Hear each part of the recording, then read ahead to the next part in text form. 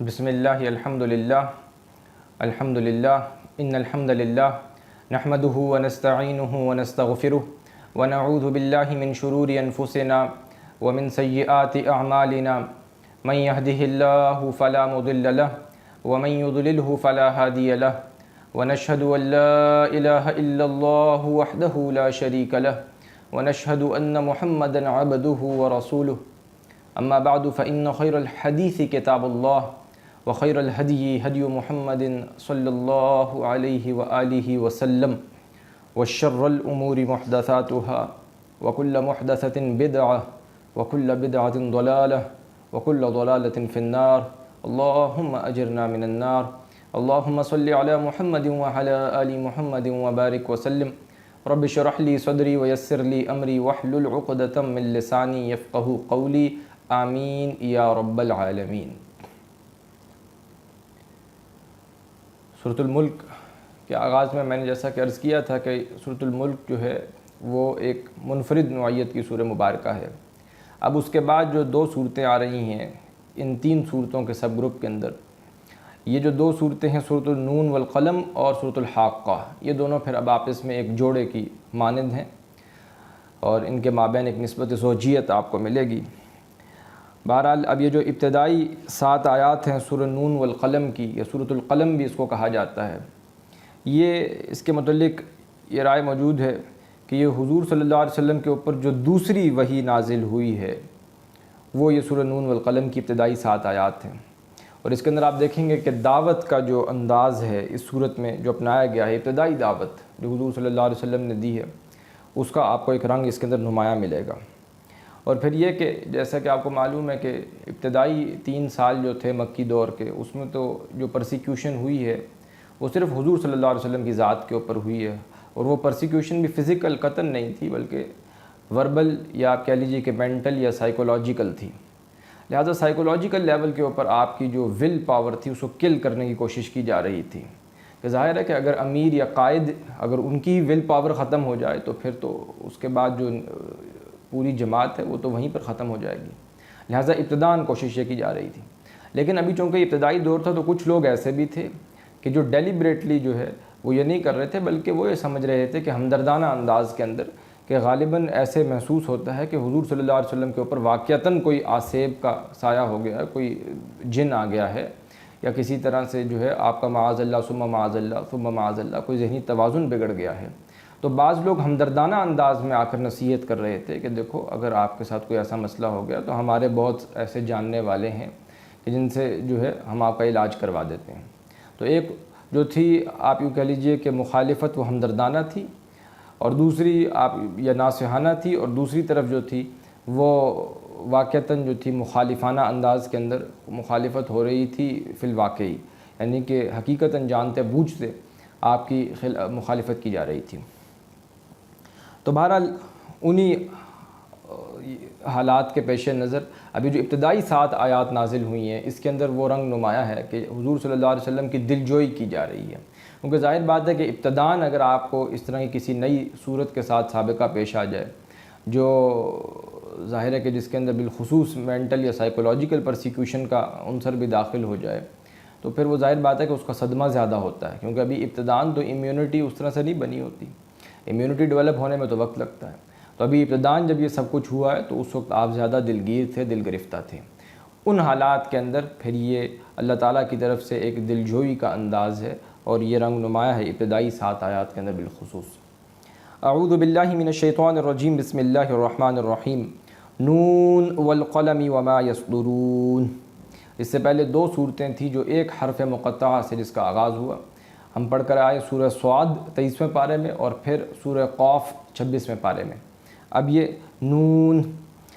والقلم وما یسطرون، قسم ہے قلم کی اور جو کچھ وہ لکھتے ہیں، یعنی کہ کل کا کل انسان کا جتنا بھی علمی ذخیرہ ہے وہ اس بات پر گواہ ہے، اس کی قسم کھائی جا رہی ہے، ما انت بنعمت ربک بمجنون، کہ آپ اپنے رب کی نعمت سے ہرگز دیوانے نہیں ہیں، مجنون نہیں ہیں،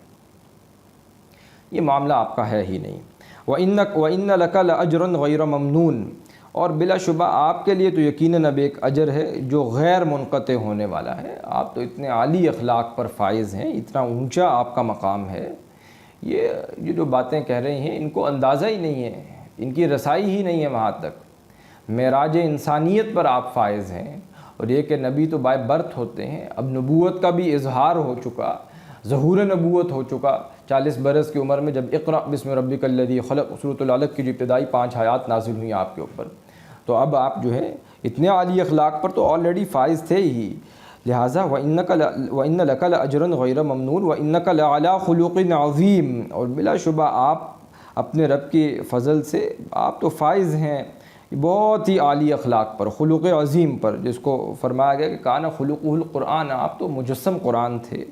لہٰذا معراج انسانیت پر تو آپ پہلے سے ہی فائز تھے۔ اب یہ معراج نبوت اور رسالت ہے جس کا آغاز ہو رہا ہے۔ معراج نبوت کا تو آغاز ہو چکا جب ابتدائی آیات آ گئیں سورۃ العلق کی، فَسَتُبْصِرُ وَيُبْصِرُونَ، تو ان قریب آپ بھی دیکھ لیں گے اور وہ سب بھی دیکھ لیں گے۔ بِأَيِّكُمُ الْمَفْتُونُ، کیا دیکھ لیں گے کہ کون تم میں سے فتنے میں مبتلا ہو چکا، کون ہے اس وقت فتنے میں مبتلا ہوا۔ محمد ابن عبداللہ بن عبد المطلب صلی اللہ علیہ وآلہ وسلم، یا تم لوگ، یہ تو بھی واضح ہو جائے گی بات آگے چل کے کہ آپ جو ہیں معاذ اللہ ثم معاذ اللہ فتنے میں مبتلا ہیں، یا یہ فتنے میں مبتلا ہیں، ان کو مبتلا کیا ہوا ہے، فتنے میں ڈالا ہوا ہے۔ ان ربک هو اعلم بمن ضل عن سبیلہ، بلا شبہ آپ کا رب تو خوب جاننے والا ہے اس کو کہ جو گمراہ ہوا اس کے راستے سے، اس کی راہ سے، وہو اعلم بالمہتدین، اور وہ خوب جاننے والا ہے سب ہدایت پانے والوں کو، یعنی کہ اللہ کو تو خوب معلوم ہے کہ کون سیدھی راہ سے بھٹک چکا، تو بس آپ اپنے رب پر توکل کیجئے، اللہ کا جاننا ہی آپ کے لیے کافی ہے کہ آپ اللہ کی طرف سے راہ راست پر ہیں، یہ مانیں یا نہ مانیں، یہ انکار کرتے رہیں اپنی زبانوں سے، اپنے منہوں سے جو یہ بات کہہ رہے ہیں ان کو کہنے دیجئے، اللہ کافی ہے، اس کو معلوم ہے کہ آپ راہیاب ہیں، ہدایت پر ہیں، اور اس کو خوب معلوم ہے کہ کون گمراہ ہے۔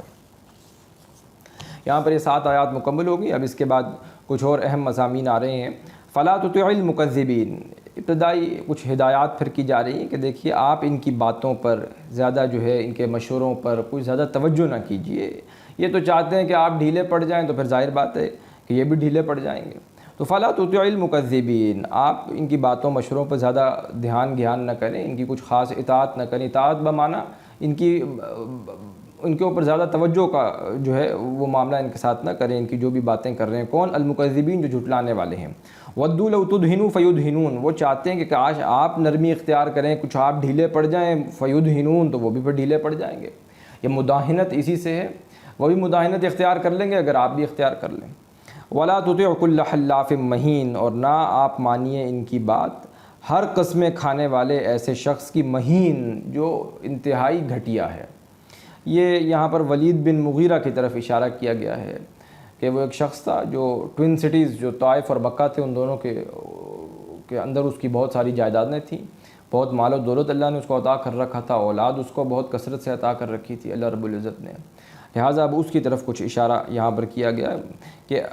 آپ نہ مانیے بہت قسمیں کھانے والے ایسے گھٹیا انسان کی بات، یعنی کہ اس کی طرف زیادہ کچھ توجہ نہ کیجیے۔ حمازٍ مشاء بنمیم،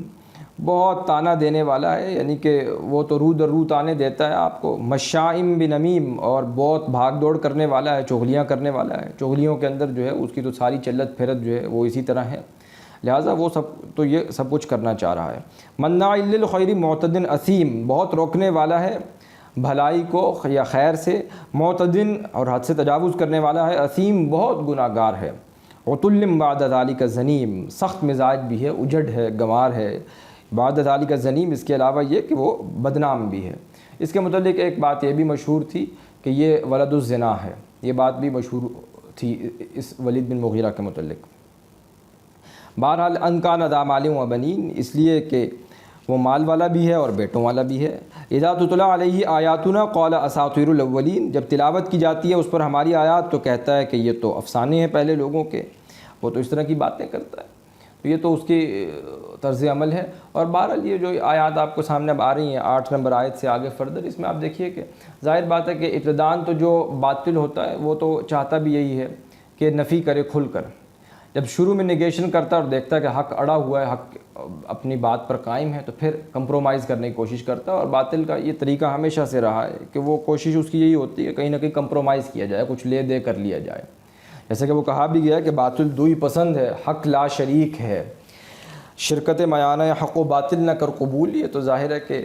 حق و باطل کے مابین جو ہے وہ مشارکت تو نہیں ہو سکتی. حق تو اپنی جگہ پر قائم رہے گا اور باطل اپنی جگہ پر رہے گا، لیکن یہ کہ وہ کمپرومائز کرنے کی، اور بالخصوص پر یہ ولید بن مغیرہ کا معاملہ بھی یہ تھا، بالخصوص یہ کمپرومائز کرنے کے لیے کہتا تھا. حضور صلی اللہ علیہ وسلم کے اوپر سب سے زیادہ جو دباؤ ڈالتا ہے، دیکھیے کچھ ان کی بات مانیے، کچھ اپنی منوائیے ذرا جو ہے. اور بہت مدبر انسان تھا، بہت ذہین انسان تھا، لہٰذا اس کا معاملہ کچھ اس قسم کا تھا. سنسمہ علی الخرطوم، تو فرمایا گیا کہ ہم عنقریب داغیں گے، مہر لگائیں گے اس کی ناک پر، اس کی سونڈ پر. وہ کہ اس کی ناک بھی شاید کچھ بہت نمایاں تھی. انا بلوناہم کما بلونا اصحاب الجنہ، بلا شبہ ہم نے آزمایا انہیں جس طرح ہم نے آزمایا باغ والوں کو. ایک ایمان بالآخرت کے لیے ایک عام فہم تمثیل کہہ لیجئے، واقعہ کہہ لیجئے کہ یہاں پر اب آ رہا ہے کہ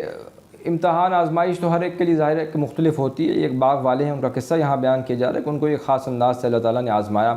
وہ آزمائش کیا تھی؟ اذ اقسموا لیصرمنھا مصبحین، جب انہوں نے قسم کھائی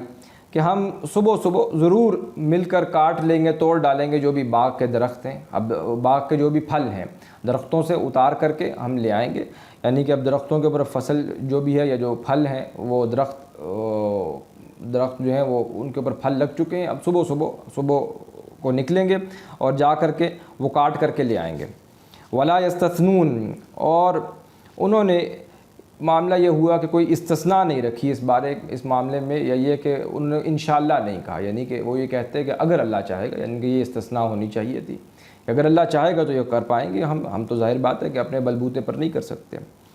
تو ظاہر بات ہے کہ جو دم غافل سو دم کافر، وہ غفلت میں مبتلا رہے. اور ان کا عام طرز عمل بھی گویا کہ یہی تھا، یعنی کہ یہ نہیں ہے کہ آخر کے اندر آ کے ہی بس انشاءاللہ نہیں کہا، لیکن اس کے علاوہ بھی ان کا طرز عمل جو تھا وہ بھی نمایاں ہو جائے گا آگے چل کے. فطاف علیہ طائف من ربک،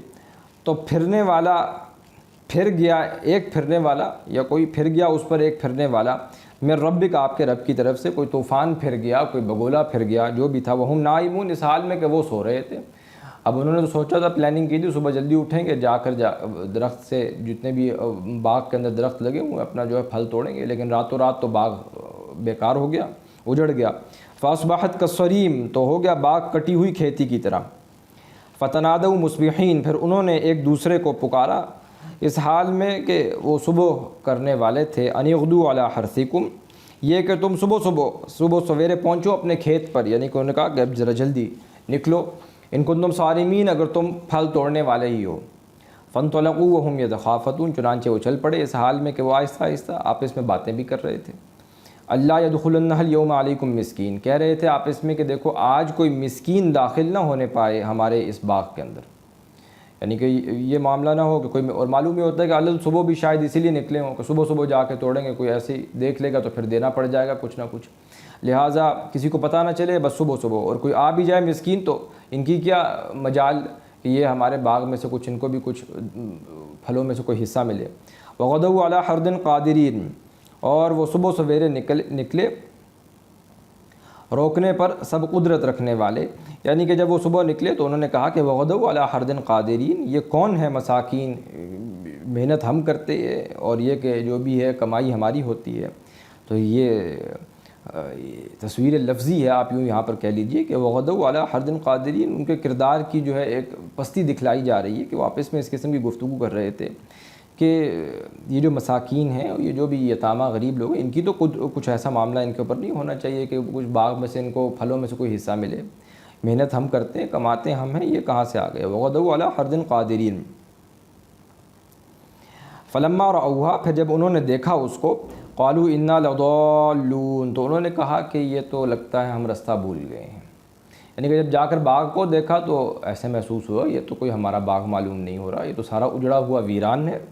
کہنے لگے ایسا معلوم ہوتا ہے کہ ہم کوئی رستہ بھولنے والے ہیں. بل نحن محرومون، فرمایا نہیں بلکہ باغ تو وہی ہے، ہم سب محروم کیے جانے والے ہیں. اب ذرا غور سے دیکھا، ظاہر کہ ابتدائی جب انسان کو کوئی صدمہ ہو، کوئی ایسی شے دیکھے تو ایک دم انسان یقین نہیں کرتا کہ اصل میں ایسا ہوا ہے. لیکن یہ کہ پھر اس کے بعد ذرا تھوڑے اپنے حواس کو کنٹرول میں کر کے، قابو میں کر کے جب دوبارہ ذرا توجہ کی تو معلوم ہو کہ نہیں، یہ تو باغ تو ہمارا ہی ہے، لیکن ہم محروم ہو گئے۔ قال اوسطهم الم اقل لكم لولا تسبحون، تو کہا ان میں سے ایک بہتر نہیں، یعنی وہ ان میں سے ایک نیک بھی ہوگا ان عمل کرنے والوں میں سے، انہوں نے کہا الم اقل لكم، کیا میں نے نہیں تم سے کہا تھا لولا تسبحون، کیوں تم تسبیح نہیں کرتے اللہ کی؟ قالوا سبحان ربنا انا كنا ظالمین، تو انہوں نے کہا کہ پاک ہے ہمارا رب، بے شک ہم ہی تھے سب ظلم کرنے والے۔ آپ صحیح بات کہہ رہے ہیں، ہم نے جو ہے ظلم کیا اپنی جانوں کے اوپر۔ یعنی کہ ایک طرز عمل ابھی دیکھیے، پہلے کیا چل رہا تھا کہ جب چلے ہیں تو اکڑتے ہوئے کہ بس آج تو اب ہم قادر ہیں، پھل توڑ کر لے کر ہی ہم آئیں گے، وغدوا علی حرد قادرین، آج تو جو ہے ہم صبح سویرے نکلے ہیں تو بس اب یہ جو بھی معاملہ ہے ہم تو پھل توڑ کر آئیں گے گھر، اور اس پر ہم قدرت رکھنے والے ہیں۔ کوئی غریب مسکین اس کی تو ان کی کوئی محنت نہیں ہے، محنت ساری ہماری، کوشش ہماری، یہ صلہ ہمارا ہے۔ لیکن جب اب وہاں پر پہنچے حالت دیکھیے تو اب ان میں سے ایک یاد کروانے والے نے یاد کروایا، دیکھو یہ جو تمہاری کردار کی پستی تھی اور یہ سب کچھ تھا، تو ظاہر ہے کہ یہ غفلت تو تمہارے اوپر چھائی ہوئی تھی۔ جب میں تم سے کہتا تھا کہ تم اللہ کی حمد کرو، تسبیح بیان کرو، تو تم نے نہیں کی، تو انہوں نے کہا کہ ہاں آپ صحیح کہہ رہے ہیں، بے شک ہم ہی ظلم کرنے والے تھے۔ فاقبل بعضهم على بعض يتلاومون، تو پھر متوجہ ہوئے ان میں سے بعض پر، تو یتلاومون وہ آپس میں ملامت کرتے ہوئے، یعنی کہ ایک دوسرے کے اوپر ملامت کر رہے تھے، کہنے والے تھے کہ تم نے اللہ سے، تم نے ہمیں غافل کر دیا، دور کر دیا۔ دوسرے نے کہا ہوگا کہ نہیں، تم نے مجھے اللہ سے دور کیا، غافل کیا۔ قالوا یا ویلنا انا کنا طاغین، انہوں نے کہا ہائے ہماری ہلاکت، بے شک ہم ہی تھے سب سرکشی کرنے والے، حدود سے تجاوز کرنے والے ہم ہی تھے۔ عسى ربنا ان يبدلنا خيرا منها، امید ہے کہ ہمارا رب بدلے میں دے ہمیں بہتر اس سے، یعنی کہ اگلے سال اب جب درخت لگے، باغ بنے، اس کے اوپر پھل لگیں تو اللہ سے اب امید ہے، اب اللہ یاد آ گیا، ظاہر ہے کہنے لگے کہ ہو سکتا ہے کہ ہمارا پروردگار اگلے سال ہمیں اس سے کچھ بہتر عطا کر دے بدلے میں۔ انا الی ربنا راغبون، کہ بے شک اب ہم اپنے رب کی طرف رغبت کرنے والے ہیں۔ یہ ہے رغبہ الہ، یعنی کہ اللہ کی طرف اب ہم توبہ بھی کرتے ہیں، اس کے حقوق بھی ادا کریں گے، تو اب ہم ظاہر ہے محنت کریں گے، اب اللہ کرے گا تو انشاءاللہ اگلے سال کچھ بہتر فصل ہو جائے گی، ہم اس کی طرف رغبت کریں گے۔ اس کا برخلاف مقام آیا تھا پہلے پارے کے اندر، وَمَن يَرْغَبُ عَن مِّلَّةِ إِبْرَاهِيمَ، وہ رغب عن تھا، یہ رغبہ الہ ہے، یعنی کہ یہ رغبت کرنے والے، توبہ کرنے والے، اللہ کی طرف بڑھنے والے۔ کذالک العذاب، فرمایا گیا اسی طرح عذاب آتا ہے، وَلَعَذَابُ الْآخِرَةِ أَكْبَرُ، اور آخرت کا عذاب تو بہت بڑا ہے۔ یعنی کہ جو مورل آف دا سٹوری ہے، جو لیسن ہے، وہ کیا ہے کہ عذاب جب آئے گا تو پھر تو دھمکے گا ایک دم، تمہیں معلوم بھی نہیں ہوگا، شعور بھی نہیں ہوگا، اور آخرت کا عذاب تو بہت بڑا ہے۔ لو کانوا یعلمون، کاش کہ یہ جانتے، علم رکھتے، یعنی کہ دنیا میں تو ابھی پھر بھی موقع ہے، مہلت ہے، محنت کر لیں، کوشش کر لیں، رجوع کر لیں اللہ کی طرف، تو ابھی بھی لوٹ کر واپس آ جائیں۔ اور یہ کہ اس اعتبار سے دنیاوی محنت اور کوشش کے اعتبار سے محنت کریں گے باغ کے اوپر تو اگلے سال کچھ بہتر فصل نکل آئے گی۔ لیکن یہ کہ قیامت کا معاملہ یہ ہے کہ یہ فرسٹ اینڈ لاسٹ ہے، سیکنڈ اننگز تو نہیں ہے۔ یہاں پر ایک دفعہ موت آ گئی تو اس کے بعد تو پھر تو زندگی کا جو پتہ ہے وہ آپ کہہ لیجیے صاف کر دیا گیا۔ اب تو جو نامہ اعمال لے کر گئے ہو اپنے ساتھ، جو بھی ہے اس کے بقدر تمہارا حساب کتاب تمہیں تھما دیا جائے گا، اور وہ آخرت کا عذاب تو بہت بڑا عذاب ہے۔ ان للمتقین عند ربهم جنات النعیم، بلا شبہ متقی لوگ پرہیزگاروں کے ہاں، ان کے رب، پرہیزگاروں کے لیے ان کے رب کے ہاں نعمت کے باغات ہوں گے۔ افنجعل المسلمین کالمجرمین، تو کیا ہم کر دیں فرما برداروں کو مجرموں کی طرح؟ ہم یہ تو نہیں کر سکتے کہ مجرم اور فرما برداروں کو برابر کر دیں۔ اگر باعث بعد الموت ہے ہی نہیں، اور صرف ڈیتھ دی لیولر ہی ہے ہر اعتبار سے، کہ اس کے بعد اب اٹھنا بھی نہیں ہے، جی اٹھنا ہی نہیں ہے، تو پھر تو گویا کہ یہ تو معاذ اللہ کے عدل کے برخلاف بات ہے۔ یہی تو بات ہے کہ جو میں بار بار کرتا رہا ہوں کہ جو باعث بعد الموت کے منکر ہیں، جو یہ کہتے ہیں کہ کوئی آخرت و آخرت نہیں ہے، وہ اصل میں اللہ کے عدل کے منکر ہیں۔ وہ اس بات کا انکار کر رہے ہیں کہ اللہ عدل نہیں کرے گا۔ وہ کہ جو لوگ ایثار کرتے رہے، دنیا میں قربانی دیتے رہے، جو اپنا تن من دھن اللہ کے راستے میں کھپاتے رہے، اپنی جان، اپنا مال اور اپنا وقت لگاتے رہے، اور انہوں نے جو ہے اپنے آپ کو روک کر کے رکھا، اپنی خواہشات نفس کو روک کر کے رکھا، ان کے ساتھ تو بڑا ظلم ہو گیا۔ یہ اللہ کے ذمے ہے کہ اللہ تعالیٰ اٹھائیں گے ان سب کو، کیونکہ اللہ عادل ہیں، اللہ نے عدل کرنا ہے۔ جی اٹھیں گے تو ظاہر بات ہے نا، میدان حشر میں جمع کیے جائیں گے، اور اس کے بعد پھر حساب کتاب شروع ہوگا۔ لہٰذا یہ تو ہو کر رہے گا، ایسا نہیں ہو سکتا کہ ہم فرما برداروں کو مجرموں کی طرح برابر کر دیں۔ دنیا میں تو جو ہے ابھی آزمائش ہے، تو اگر برابر کر دینا تو تب ہے کہ ہم اٹھائیں نہ، اور حساب کتاب نہ ہو، اور جزا سزا کا معاملہ اکارڈنگلی نہ ہو۔ ما لکم کیف تحکمون، تو کیا ہوا تم کو، تم کیسے فیصلے کر رہے ہو؟ یعنی کہ دنیا کے اندر بھی کوئی بادشاہ ہو اور اس کی کچھ رعایا ہو، تو وہ اگر کوئی ان کے آپس کے اندر اگر ان میں سے بھی کچھ نیک ہوں، وفادار ہوں، بادشاہ کے فرما بردار ہوں، اس کے وفا شعار ہوں، تو بادشاہ جو ہے ان کو نوازتا ہے۔ تو یہ دنیاوی بادشاہوں کا معاملہ ہے۔ تو تمہیں کیا ہو گیا کہ تم اللہ کے متعلق یہ بدگمانی کر رہے ہو؟ تو اللہ برابر کر دے مجرموں کو اور مسلمین کو، ان کو جو ہے کوئی جزا و سزا کا معاملہ نہ ہو۔ ام لکم کتاب فیہ تدرسون، کیا تمہارے لیے یا کوئی کتاب ہے اس میں کہ جس سے تم پڑھتے ہو کہ تم یہ کہہ رہے ہو کہ کوئی قیامت ویامت نہیں ہے؟ ان لکم فیہ لما تخیرون، بلا شبہ تمہارے لیے تو اس میں یقیناً آخرت میں کیا تم یہ سمجھ رہے ہو کہ جو کچھ تم پسند کرو گے تمہیں مل جائے گا؟ یہ تمہارا گمان ہے اتنا پختہ، ان لکم فیہ لما تخیرون، کہ تمہارے لیے ہی ہے یقیناً جو کچھ بھی تم پسند کرو گے آخرت کے اندر وہ تمہیں مل جائے گا۔ ام لکم ایمان علینا بالغۃ الی یوم القیامہ، یا تم نے کوئی قسم لے رکھی ہے ہم سے، ہمارے ذمے ہے جو ہمارے اوپر پوری اترنے والی ہو قیامت کے دن تک؟ کوئی ایسا وعدہ تم نے اللہ سے لیا، کوئی قسم لی ہے اللہ سے جس کو پورا کرنا ہے؟ ان لکم لما تحکمون، کہ تمہارے لیے وہ سب کچھ مل جائے گا جو تم چاہو گے، جس کا جو کچھ تم فیصلہ کرو گے وہی تمہیں دے دیا جائے گا۔ سلہم ایہم بذالک زعیم، آپ پوچھیے ان سے ان میں سے کون ہے اس کا ضامن، کون اس کا ذمہ لیتا ہو؟ ام لہم شرکاء، یا ان کے کوئی شریک ہیں، محذوف ہے کہ جو ان کو بچا لیں گے۔ فلیأتوا بشرکائہم ان کانوا صادقین، تو چاہیے کہ وہ لے آئے اپنے شرکاء کو اگر وہ سچے ہیں اپنی بات میں، جو ان کے شریکیں ہیں وہ آ جائیں، جن کو یہ سمجھتے ہیں کہ جو یہ سب کچھ ان کے لیے کر سکتے ہیں، اگر اپنے دعوے میں سچے ہیں تو بلا لیں۔ یوم یکشف عن ساق ویدعون الی السجود فلا یستطیعون۔ اب ایک آخرت کا میدان حشر کا کوئی ایک خاص مرحلہ ہے جس کا یہاں پر بیان تذکرہ کیا جا رہا ہے کہ اللہ تعالیٰ کی کوئی ایک خاص تجلی ہوگی، ذات باری تعالیٰ کی، وہ اس روز نمودار ہوگی، ظاہر کی جائے گی، اور گویا کہ یہ بھی ایک فلٹر کی مانند ہوگا، ایک چھلنی کے مانند ہوگا کہ اس میں سے بھی نیکوکار اور جو مجرمین ہیں ان کو علیحدہ کر لیا جائے گا۔ بالخصوص یہاں پر ایسے معلوم ہوتا ہے کہ جو صاحب ایمان ہے دنیا کے اندر، جو نماز کے قائم کرنے والے ہیں، وہ تو ظاہر بات ہے کہ دنیا میں بھی نماز قائم کرتے ہیں، اللہ کے سامنے رکوع کرتے ہیں، سجدہ کرتے ہیں۔ تو قیامت کے دن یہاں پر ایک بات بیان کی جا رہی ہے کہ اس دن پنڈلی کھولی جائے گی، یوم یکشف عن ساق۔ اب یہ کیا ہے؟ یہ تو ظاہر بات ہے کہ آیات متشابہات میں سے یہ کچھ خاص ایک اللہ کی تجلی ہے جو اس دن دکھلائی جائے گی۔ وَيُدْعُونَ إِلَى السُّجُودِ، اور وہ بلائے جائیں گے، پکارا جائے گا کہ سجدہ کرو۔ تو اب جو اہل ایمان دنیا میں تھے وہ تو اللہ کے سامنے سر بسجود رہتے ہی تھے، نماز کے اندر بھی اور ویسے بھی انہوں نے سر تسلیم خم کیا ہوا تھا، تو گویا کہ مانوی سجدہ بھی یعنی کہ اللہ ہی کی مان کر چل رہے تھے۔ تو قیامت کے دن تو وہ تو اسی طرح اللہ کے سامنے جھک جائیں گے جب کہا جائے گا۔ لیکن اس کے برخلاف فلا یستطیعون، تو جو کفار ہوں گے ان کا معاملہ کیا ہوگا؟ وَيُدْعُونَ إِلَى السُّجُودِ، بلایا تو سب کو گیا نا کہ آؤ سجدہ کرو۔ فلا یستطیعون، یہ جو کافر لوگ ہوں گے یا یہ کہ جو اپنی خواہشات کی پیروی کرتے رہے اور اللہ کے سامنے دنیا میں نہیں جھکے، تو یہ جو مجرم ہوں گے یہ اس دن علیحدہ کر دیے جائیں گے، یہ اس دن جھک نہیں سکیں گے، سجدہ نہیں کر پائیں گے۔ سجدہ کرنا چاہیں گے اللہ کو اس روز، لیکن اس دن ان کو سجدہ نہیں کرنے دیا جائے گا۔ گویا کہ آپ یوں کہہ لیجیے کہ ان کی کمریں تختے کی مانند کر دی جائیں گی کہ جھکنا بھی چاہیں گے تو نہیں جھک پائیں گے، بسبب اس کے کہ دنیا بھی ظاہر بات ہے کہ جو کر کے گئے ہیں، اب ظاہر بات ہے کہ وہ وہاں پر اسی کا ظہور ہو رہا ہے، وہ تو رزلٹ ڈے ہے۔ تو جو دنیا میں جھک رہا تھا وہ اس روز بھی جھک جائے گا، لیکن ان کا معاملہ تو یہ ہے کہ یہ دنیا میں بھی اللہ کے سامنے نہیں جھکتے تھے، نماز کے قائم کرنے والے نہ تھے، یہ کہ سر بسجود سر تسلیم خم جو مزاج یار میں آئے وہ ان کی روش تھی ہی نہیں۔ ظاہر بات ہے کہ وہاں پر پھر یہ سجدہ نہیں کر سکیں گے،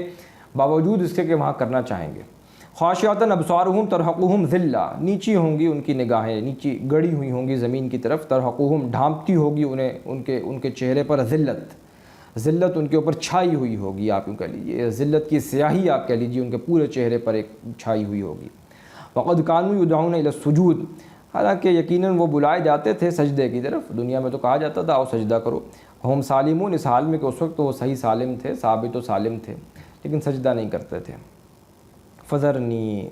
یہ آپ کو لفظ بار بار ملے گا، کبھی وذرنی کبھی فذرنی، یہ ذرنی کے الفاظ جو ہیں ان صورتوں کے اندر آپ کو بار بار ملیں گے۔ بس آپ چھوڑیے مجھے نبی صلی اللہ علیہ وآلہ وسلم،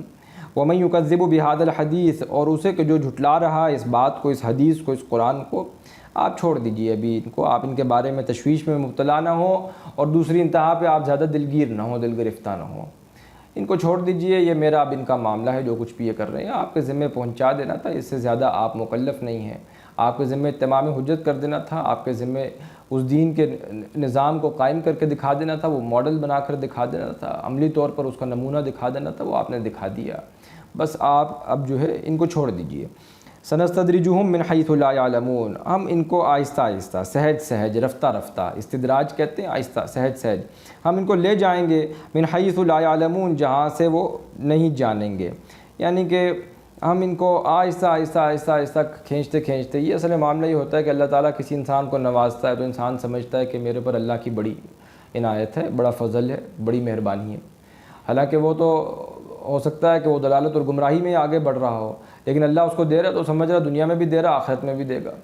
لہٰذا وہ اور گمراہی میں آگے بڑھتا چلا جاتا ہے، اللہ اس پر انعامات کرتے رہتے ہیں، وہ بڑھتا بڑھتا گمراہی میں ہی آگے بڑھتا چلا جا رہا ہے، گویا کہ وہ جہنم کے نچلے سے نچلے درجوں کی طرف پیش قدمی کرتا چلا جا رہا ہے، تو سہج سہج اسی طرح وہ خود ہی بھاگتا چلا جاتا ہے آگے کی طرف اسپونٹینیسلی، اور اچانک پھر یہ وہ ڈھیل تو دی جا رہی ہے، لیکن وقت آئے گا کہ جب وہ رسی کھینچی جائے گی تو اسی وقت جو ہے معاملہ اس کو چکتا ہو جائے گا،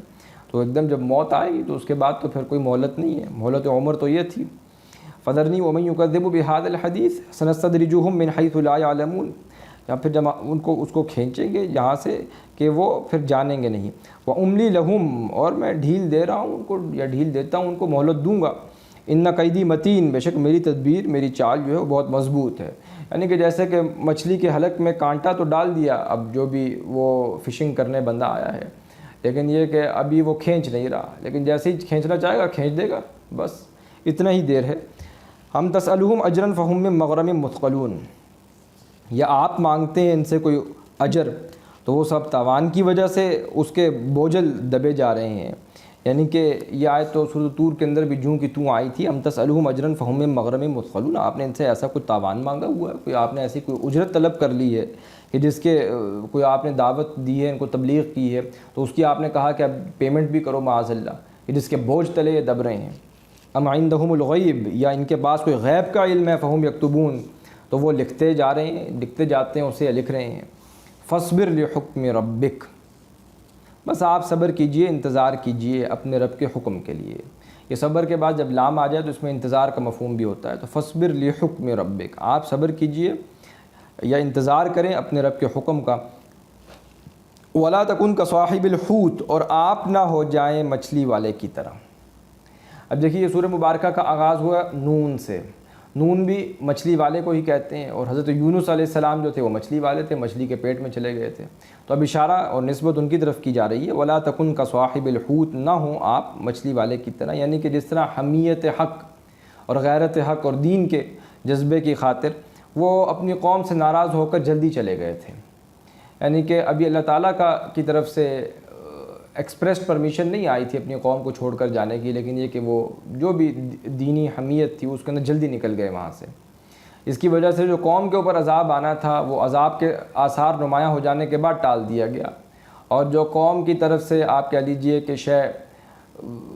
ڈیبٹ ہوئی تھی وہ ان کی طرف جو ہے وہ کریڈٹ ہو گئی، یعنی کہ جو قوم کے اوپر جو اللہ کی طرف سے پکڑ آ رہی تھی وہ کسی درجے کے اندر اللہ تعالیٰ نے جو ہے ان کی گرفت کر لی، پکڑ کر لی، کہ آپ کیسے جو ہیں حضرت یونس علیہ السلام وہ آپ کیسے جو ہیں وہ یہاں سے چلے گئے۔ اذ نادیٰ وہو مکدوم، جب اس نے پکارا اس حال میں کہ وہ غم سے بھرے ہوئے تھے، صدمے میں اندر ہی اندر جو ہے وہ، اب ظاہر بات ہے کہ وہ اپنے صدمے کو، اپنے غم کو پی رہے تھے، اور وہ کیا مقام تھا، ظاہر ہے کہ جب وہ مچھلی کے پیٹ میں چلے گئے وہ سارا واقعہ ہم دیکھ کر آئے ہیں، پھر انہوں نے دعا بھی مانگی آیت کریمہ لا الہ الا انت سبحانک انی کنت من الظالمین، تو یہ جب ان کے ساتھ معاملہ ہوا تو فرمایا جا رہا ہے نبی صلی اللہ علیہ وسلم آپ ابھی جو ہے انتظار کریں، صبر کریں۔ لولا ان تدارکہ نعمت من ربہ، اگر نہ ہوتا کہ سنبھالا اسے نعمت نے اس کے رب کی طرف سے، لنبذ بالعراء وہو مذموم، تو وہ پھینکا جاتا چٹیل میدان میں اس حال میں کہ وہ مذمت کیا ہوا ہوتا، یعنی کہ اللہ تعالیٰ نے اپنی نعمت سے، اپنے فضل سے ان کے ساتھ ایک خاص معاملہ کیا اور ان کو سنبھال لیا، اور پھر یہ کہ ان کو ان کے رب کی طرف سے ایک چٹیل میدان کے اندر جو ہے وہ پھینک دیا گیا۔ یہ جو میں جیسا کہ پہلے بھی عرض کیا کہ یہ بال بک کا علاقہ تھا جو عراق کا شمالی علاقہ بنتا ہے، وہ نینوا وہاں پر کوئی شہر تھا جہاں پہ یونس علیہ السلام جو تھے وہ آباد تھے اپنی قوم کے ساتھ، اور وہیں پر دعوت و تبلیغ کر رہے تھے۔ پھر وہاں سے یہ کوئی دجلہ اور فرات کا جو دریا ہے وہاں پہ وہ کسی کشتی میں سوار ہوئے اور اس کے بعد وہ ساری تفصیلات ہم پڑھ کر آئے ہیں. اب تو یہ آپ یوں کہہ لیجئے کہ نہریں نما رہ گئی ہیں، لیکن اس زمانے میں بڑے بڑے دریا تھے. تو وہ وہاں سے آ کے دجلہ و فرات جو ہے یہ آ کے گرتا ہے عربین اور پرشین جو ہے گلف کے اندر، اور اس کے اندر سے پھر یہ کہ آگے پھر مچھلی جو بھی کوئی ویل مچھلی تھی بڑی وہ لے کر آئی اور پھر لا کر انہوں نے اسے حضرت یونس علیہ السلام کو مکران کے ساحل پر کہیں آس پاس پھینکا ہے. لَنُبِذَ بِالْعَرَاءِ وَهُوَ مَذْمُومٌ فَاجْتَبَاهُ رَبُّهُ فَجَعَلَهُ مِنَ الصَّالِحِينَ. پھر چن لیا اسے اس کے رب نے، پروردگار نے، اور انہیں کر دیا نیکوں میں سے، صالحین میں سے. وَإِن يَكَادُ الَّذِينَ كَفَرُوا، اور یقیناً قریب ہے وہ لوگ جن سب نے کفر کیا، لَيُزْلِقُونَكَ بِأَبْصَارِهِمْ، کہ وہ پھسلا دیں آپ کو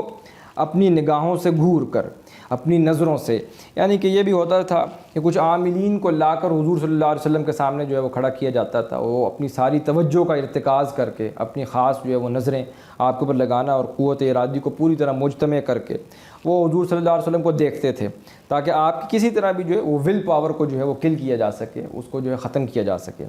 لہٰذا یہ پوری طرح ان کی یہ کوشش ہوتی ہے. تو باقاعدہ یہ عاملین پوری مشق کیا کرتے تھے، اس کی پوری پریکٹس ایک ریاضت جو ہے وہ کیا کرتے تھے. اور ظاہر بات ہے کہ وہ پھر ایسے جو ہے وہ نظریں لگایا کرتے تھے، کوئی ان کی طرف دیکھ نہیں سکتا، ان کی نگاہوں میں نگاہیں ڈال کے آنکھیں چار نہیں کر سکتا. تو یہ کیا کرتے تھے. وہیں یکاد الذین کفروا، یقیناً قریب ہے کہ وہ لوگ جن سب نے کفر کیا، لیزلقونک بابصارہم، وہ تو پھسلا دیں آپ کو اپنی نگاہوں سے گھور کر کے. لما سمعوا الذکر، جب وہ سنتے ہیں ذکر کو. ویقولون، تو وہ سب کہتے ہیں انہ لمجنون، بلا شبہ وہ تو ایک یقیناً کوئی دیوانے ہیں. معاذ اللہ ثم معاذ اللہ. وما هو الا ذکر للعالمین، حالانکہ نہیں یہ قرآن اور حضور صلی اللہ علیہ وسلم دونوں کی طرف نسبت جائے گی. ہوا کی ضمیر وہ اپنی ذات میں الا ذکر للعالمین نہیں ہے مگر ایک نصیحت تمام جہان والوں کے لیے. یعنی کہ آپ تو یاد دہانی ہیں، آپ تو خود مجسم قرآن ہیں. کان خلق القرآن، قاری نظر آتا ہے حقیقت میں ہے قرآن. یہ راز کسی کو معلوم نہیں، لیکن قاری نظر آتا ہے حقیقت میں ہے قرآن. مجسم قرآن تھے،